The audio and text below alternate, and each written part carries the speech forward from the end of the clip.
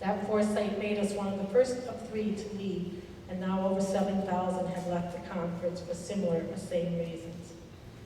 During the time of disaffiliation process, and after I saw I saw the level of pain and hurt that both Pastor Paul and Deb seemed to be experiencing. They stood their values and jeopardized many relationships that had been formed in nearly 40 years. They lost some of those longtime friends, but I kept reminding them that they had the backing of the Crossroads Church family and many more, that they should be so proud of how so many stood with them, why they allowed themselves to grieve the changes and losses they were experiencing. COVID was another example of their love for the church and Jesus, as there was no boundaries to their willingness to preach and teach. The horns honking in the parking lot while Paul and Deb were standing on scaffolding, fighting off the rain and sleet that were settling on their iPads and eyelashes.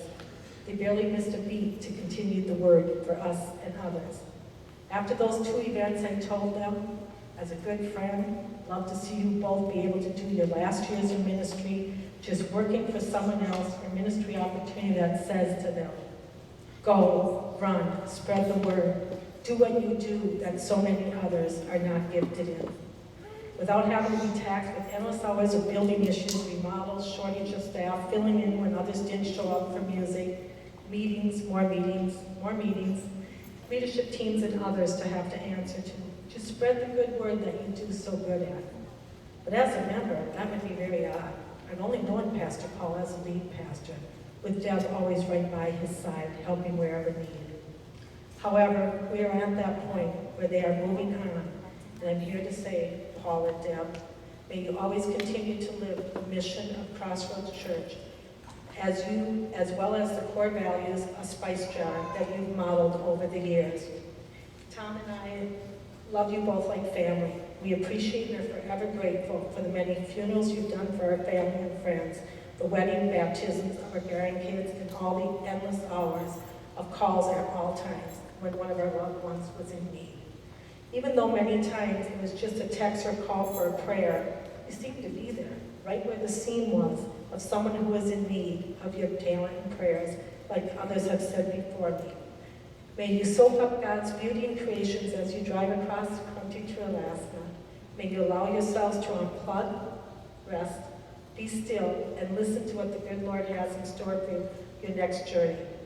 You will always be treasured. We're forever grateful for the love and sacrifices both you, Paul and Deb, as well as your entire family have given for the Crossroads Church family over the years. Love you, brother and sister, Tom and Cleve.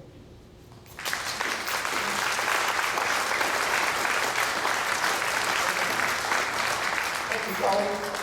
And I'd be remiss if I didn't take a moment and say thank you, Colleen, for, you wouldn't believe the hours this lady does for this church. I know Debbie Paul.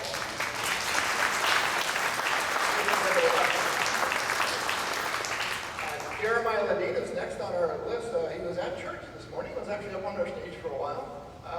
He was a youth pastor, among other things, and just grew immeasurably with Paul's mentorship. So he was good enough to send in this video.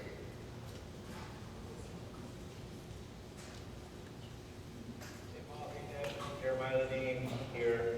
Thank you so much. Where do I even start? Thank you. I guess that's the right place to start, to say you both have shaped my life in so many ways. As a leader, as a pastor, as a speaker, but most importantly, you taught me how to be a good person. And when I thought of what I would say today, it was this immense capacity that you both have to say yes.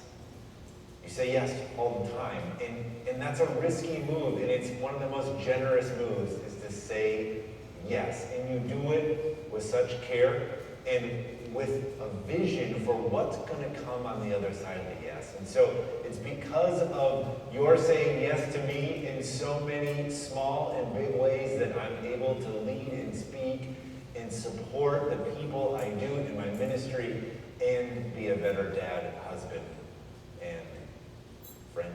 So thank you. Thank you all so much for what you've done, your entire family. I am thrilled to be part of today, even in this way.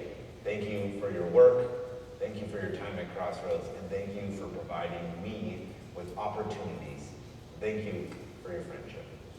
Appreciate you both.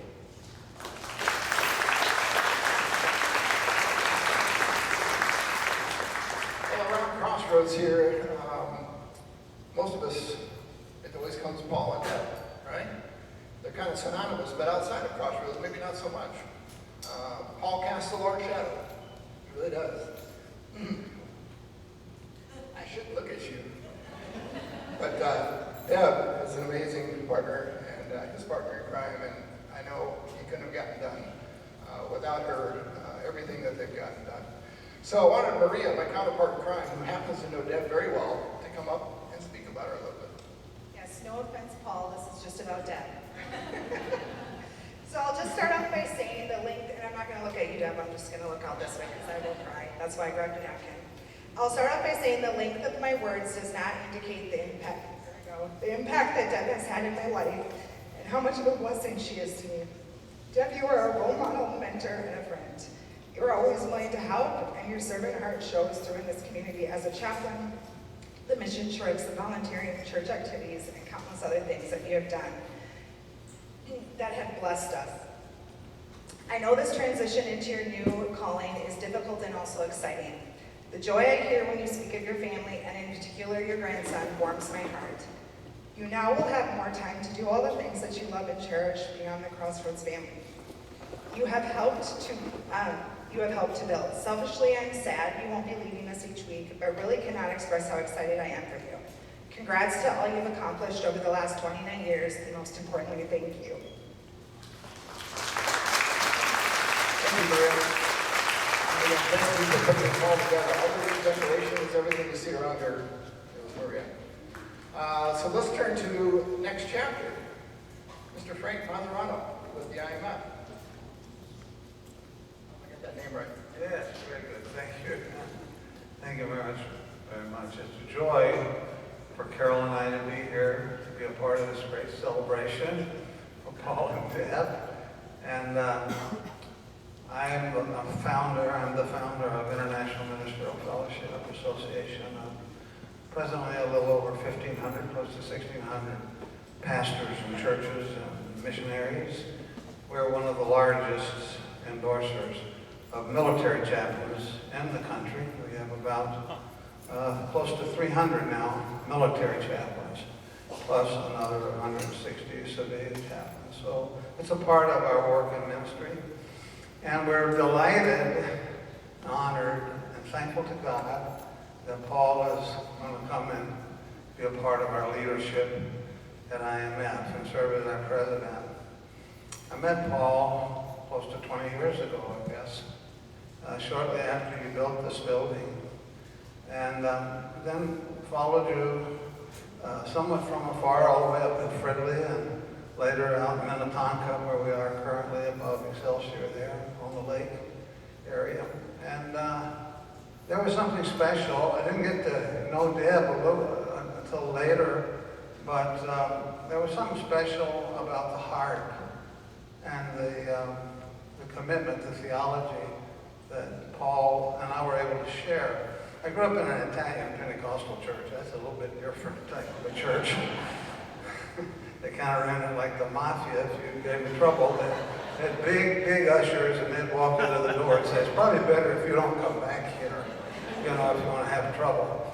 But the Lord blessed us, and I was commissioned in the Air Force at Memphis State, and then I wanted to go to be in the chaplaincy, and then they told me after I graduated, you got to go to seminary, son. And that's 3 more years of graduate theological study.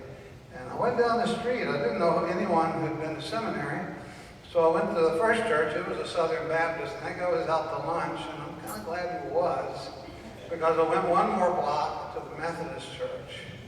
And the pastor said, "Frank, we know your dad and mom. They pastored down the street at the Bethel Assembly Church, an independent church." He said, "Your theology is really more Wesleyan." He said, "I think you should go to Asbury Theological Seminary." And so that was a big change in my life when I went there and learned about Wesley and learned about Arminianism. And I got my grounding at Asbury. later went on to get another graduate degree at Princeton, and then worked for Oral Roberts a number of years before we founded International Ministerial Fellowship of Minnesota. And we've had fellowship over the years. I've been so impressed and amazed at all you have been able to accomplish as a couple through this church and Paul and your building of not only a church and people, but many facilities to the honor of the Lord Jesus Christ, saving sacred places. I've seen your hearts. You are some of the most generous, kind, loving, thoughtful, considerate people I think I've ever met. And in our conversations, when it seemed that Paul might be open to come in and being a part of IMF's leadership at the proper time, at the right time, and that time has come. And we're just so delighted that Paul's come to help lead the work. We're right now in about 9 African countries. We have a big emphasis overseas, Paul, as you know. 36 countries that have been identified. And that's going to be